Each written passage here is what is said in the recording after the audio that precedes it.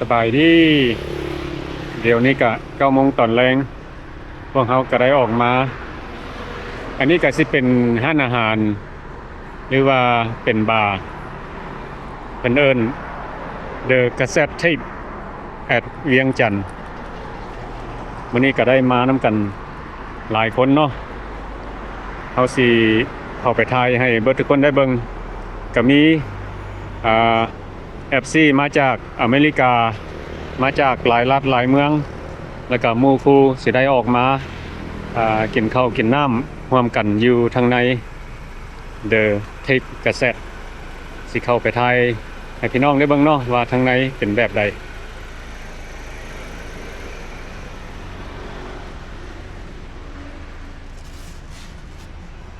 มาที่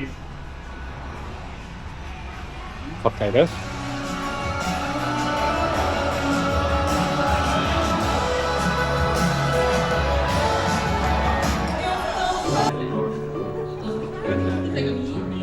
เดี๋ยวนี้เขาก็เข้ามาทางในเนาะสบายดีมากเลยตอนนี้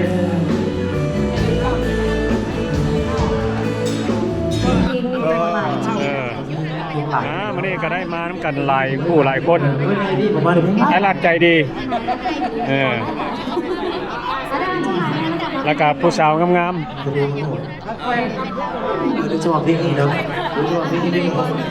อันนี้ก็FCมาจากโคโลราโดมาจากอเมริกาเนาะมาเขาก็สิเลาะทายให้ทุกคนได้เบิ่งเนาะว่ามีผู้ใดแน่มื้อนี้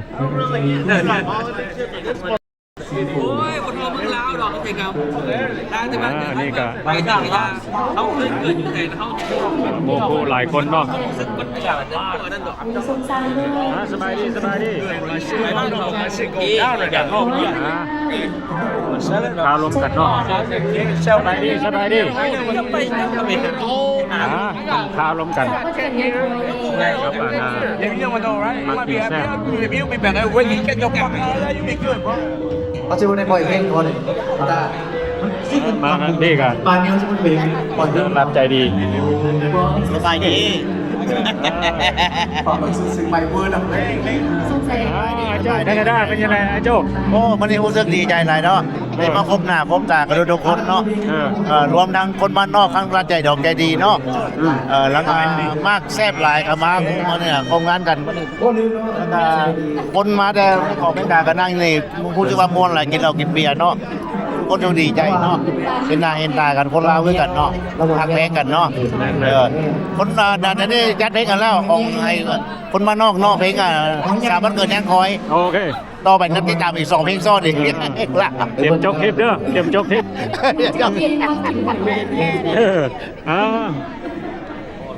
สบายดีน้องสาวก่อนเสียดายนิดนึงนะอยากบ้านสร้างไม่ได้ก็ได้มานั่งเล่นกินข้าวกินน้ำน้ำกันเนาะอากาศดีไปจากที่บนบงก่อนบรรยากาศอบอุ่นวะเนี่ยเอาเรื่องอะไรชายตีบนบงเลยเพราะว่าไม่ได้ก็มีมาแต่หลายรัฐหลายเมืองเนาะแต่พอแล้วก็มาหลายรัฐเติมเลยเนาะก็สิประมาณมองก็สิเป็น4-50 รัฐวันละมื้อนี้เนาะผ่านที่มันห้องนี้สปอนเซอร์มาได้นะลุยเซียนาอาริโซนานั่นเลยแคลิฟอร์เนียนั่นเลยอันน่ะมันได้ใส่อีกเนาะอันน่ะเนบราสกาว่าซั่นเด้ไวโอมิงดีมอยไอ้ว่าคุณนั่งไปแล้วกินทุกคนเด้อพวกเปียเด้อสรุปว่าหอยเลยเนี่ยการกินธรรมดาเนาะมื้อนี้แม่นพูดอ่ะไม่อย่างหอยเนี่ยทอดไปเป็นเรียนรับทราบเอากับสิโบได้ทายลายบันไดในแท็กซี่เพิ่งมาไอ้เมืองตะแก้วแล้วสบายดีโอ้สบายดีมีมาจากมีเซียน่าแมนมามวนมามวนหมอน้อยนะ I know him since 95, 96. I know him way long, but I met him the last time I seen him. ใจเสียใจเด้อลูกกับเมียเพิ่น สบายดี Yeah, no, butใจดีต่อลูกนิดหน่อยเป็นใจดีคือการทำอย่าง มันก็เล่นดนตรีเนาะ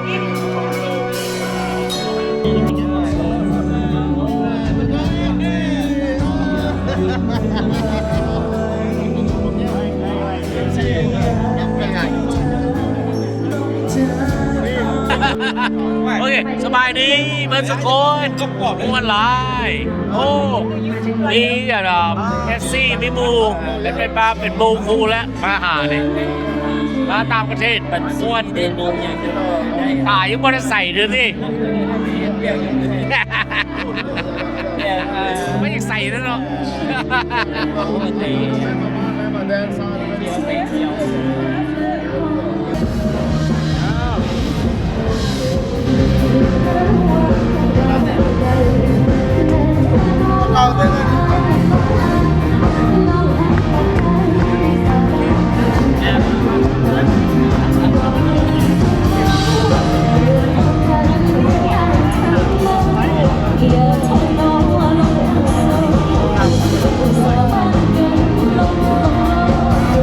เฮ้ยนั่นมากล้องนั่นมากล้อง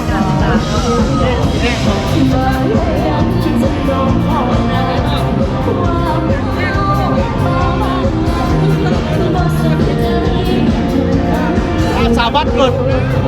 มากล้อง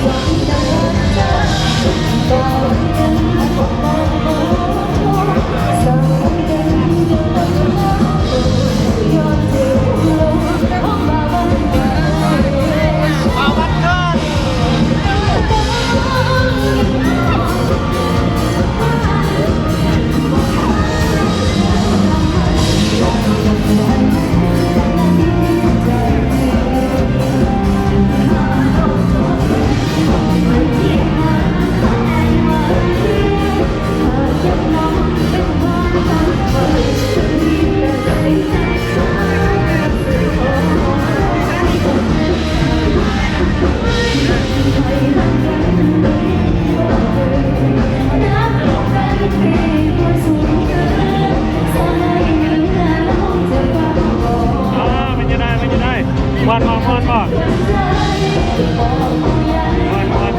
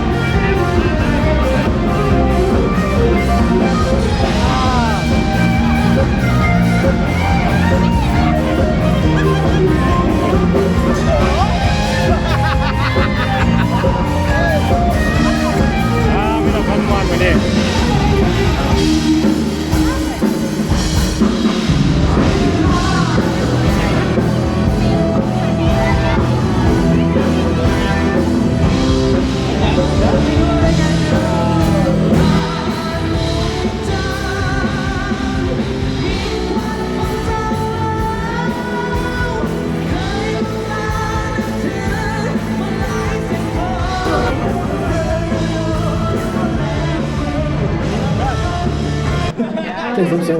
นี่นี่นี่นี่ มาผมเป็นใจสูงสุดปล่อยเอาไปเนาะ ไปขอมันไหม เดี๋ยวจะได้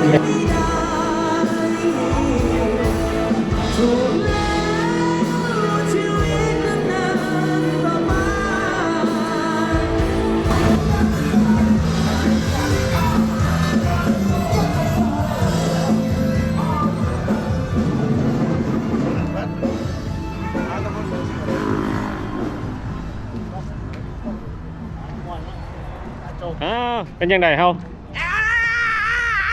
โอ้บ้าวะเนาะคนมีแต่คนผีบ้าเด้อเฮ็ดเสียงแบบนั้นเด้อ โอ้ ชอบกินข้าวเปียกต่อเขาไป โอ้ไปซอกกินข้าวเปียกต่อเนาะมื้อนี้ก็ม่วนหลายเนาะ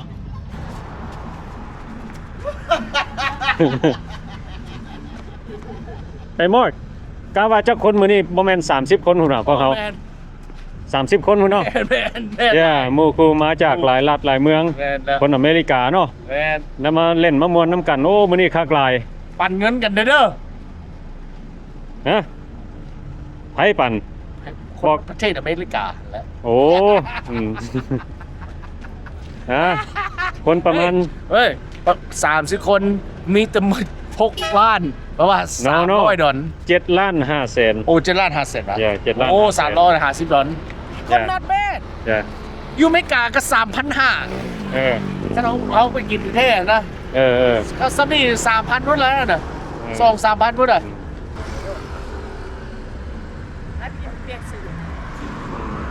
กินนี้สิค่ะ ชาติหลวง ท่านหลวงเพิ่นว่า ยังตามบ่พอโลบ่ฮะดึกเลยว่ะโอ้เฮาคนหนุ่มนี่บ่ดึกคันคนเฒ่านี่มันดึกโอ้ย มื้อนี้ก็ม่วนหลายโอเคบ๊ายบายเด้อโชคดีโอเคสบายดี เดี๋ยวนี้ก็1 โมงตอนกลางคืนพวกเขาก็ได้ พวกเขาก็ได้อย่างพวกเขาก็ได้อย่าง ได้ออกมาทานอาหาร โอ้นี่ถ่ายให้พี่น้องได้เบิ่งเนาะตอนกลางคืนอยู่ประเทศลาวนี่เพิ่นก็มีหลายห้านฝากคนยังเปิดอยู่อันนั้นก็สิเป็นธาตุหลวงสแควร์เพิ่นขายเครื่องอยู่ทางนอกแล้วก็ฝากที่ก็สิเป็นห้านอาหาร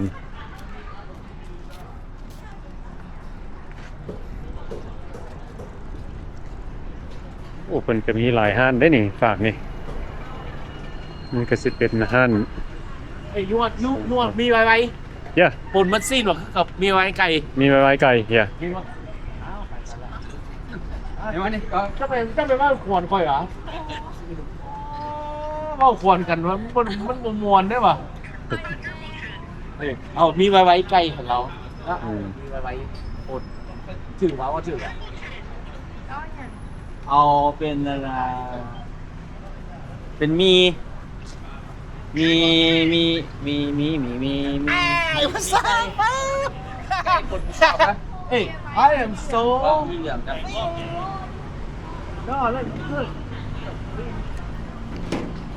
โอ้เพิ่นมีหลายห้านเนาะอยู่นี่ ไม่ได้กินข้าวนี่เด้ ฮะ มือมาเต็มเฟรนลี่กิน ว่า อาหารมันเป็นอาหารในบุกโซ I found a foundation. I'm opening a foundation. Yeah. ถ่ายบริเวณนี้ให้เบิดทุกคนได้เบิ่งเนาะอันนี้ก็สิ You เป็น would see this, you would cry. สี่แยก These kids, like I'm talking to you right now, and I get emotional.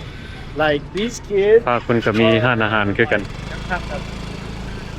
they're starving and stuff. So I hope. โอ้เยซูอันนั้นเด้อเยซูซัมซาเด้อจริงมวนเมาซื่อๆคนมักส่งเจ้าเคยขอได้บอกว่าได้ล่ะเป็นยังมีตัวเดียวก็ซอกซื้อสีมึงซอกไม่ได้เห็นเชื่อไหม อันนี้ตีนหมูอ่ะนี่ขาหมูได้เนาะเขาบอกขาหมูบ่อย เอาตีนไก่ซะอันเท่าไหร่นี่อันหนึง12,000 โอ้เอาอันนี้2อันเอาตีนไก่2ซะจับเอาแบบโบราณใจนี่โอเคเอาอย่างนี้เอาซุ้มใหม่บ่ซุ้มใหม่บ่ หึ ซุ้มใหม่ซุ้มใหม่ เบิ่งไทยให้พี่น้องได้เบิ่งว่าเพิ่นมีหยังรถ2เนาะ นี่ก็สิเป็นไข่ไก่แล้วก็ขาไก่ปีกไก่อันนี้ตีนไก่แล้วเพิ่นก็มีหมูกรอบเนาะ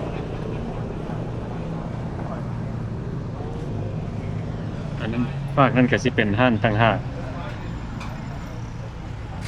instant noodle กินอันหนึงเนาะบอกเมียว่าไม่กินตะเกียบ instant อยากกินมีไว instant noodle instant noodle ๆเนาะ ขอบใจ yeah บักเพชรนี่เฮาใส่นี่แล้วเนาะไม่ บ บอก อกแมง อันนั้นกินน้ำมันนี้ โอ้แม่น เรา ว่า กินน้ำส้ม นี่ โอเค โอ้ I love you I'm gonna go live Okay, love you. Bye. Bye.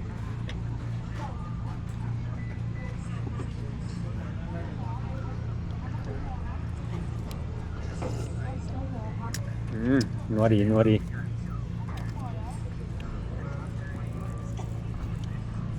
รูปมันเป็นยังไงนี่อาหารที่พวกเขาสั่ง Oh my my goodness look at this โจ นะ กินยังไง มีไว มีไวๆป่ะ ๆ มันไปไวๆเลยหรือไปซ่า มันไปซ่า ๆเบาะ มาวันนี้กินมีไวๆเนาะมาวันนี้กินมีไวๆเนาะ โอ้มีดิม แต่ละคน ดิมซอกดิมซัมพร้อม คน เลย นอกเนี่ยนี่ต้องกินนี่แม่ มันบอกดิมซอกดิมซัมบิ๊กเจลจัมดิมซัมดิมซึมนี่มาเด้อทุกคนเด้อมากินน้ำกันเด้อเบิ่งนี่มากินแซ่บๆโอ้หอมดีเนาะ ทีมงานนี่ อ้าว มา มีเจ้าอยู่ใส่ละ กำลังเห็ด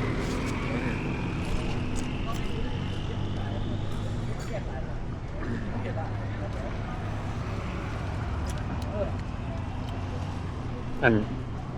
โอ้มาละ อันมีนี่ถ้วยเท่าไหร่นี่ถ้วยเท่าไหร่45,000โอเคขอบใจเด้อ โอ้ซีครับ อืม แม่มาเด้อมากินเด้อเบิ่งนี่มีไข่ไก่ 45,000สิเป็นมีไวๆใส่สิ้นไก่แล้วก็มีลูกสิ้น มัน มี มี เลื เลื อ อ ด ดซ่าเนี่ยมี30,000เนี่ย บ่ ทางมีอะไรนี่มัน45,000 มันบอกว่ามันไวๆบอก โอ้บรรยากาศมื้อนี้คักหลายพวกเขามานั่งกินอยู่ซื้อห้านเพิ่นซื้อหยังเนาะนี่ โอ้โห ก็มี1 2 3 4ห้าน แท้มันแซ่บตลาดซ่อยว่าแท้ มี4ห้านได้อยู่ฝากนี่เห็นบ่4ห้านอยู่ฝากนี่แล้วก็มีอีกห้านหนึงอยู่ฝากเพิ่นอันนี้ก็สิอยู่ข้ามทางจากธาตุหลวงสแควร์มีกระเบิดยังตีนไก่ยังดิมซัม โอ้ยไป เอากินให้เบิดแม่ เบิ่งเลยเหรอ เอายังนี่เด้ดิมซัมนี่ ดิม2ดิมซัมบ่เป็น เถอะเดี๋ยวมือได้นี่ ไล่เงินให้เด้อ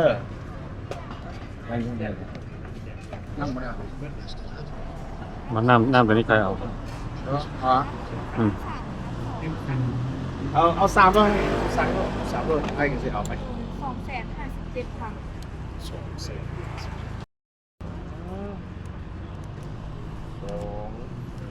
นี่เป็นเศษบ่เด้อ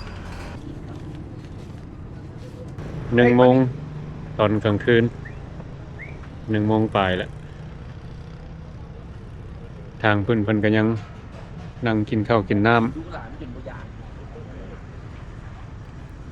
โอ้นี่แหละดึกดื่นกลางคืนก็ยังมีคนออกมาหลายเนาะอันนี้แหละประเทศลาวอยู่นครหลวงเวียงจันทน์มื้อนี้ก็ได้ถ่ายให้พี่น้องได้เบิ่งเนาะพวกเขาออกมากินอาหารกลางคืน กินต้มมีใส่ไก่แล้วก็มีดิมซ้ำดิมซ้ำก็กินบ่เบิดโอเควันนี้เฮาก็สิได้จบคลิปนี้ไว้สำนี้ซะก่อนแล้วก็เป็นจังไดขอขอบใจเบิดทุกคนที่เข้ามาเบิ่งวิดีโอของเฮา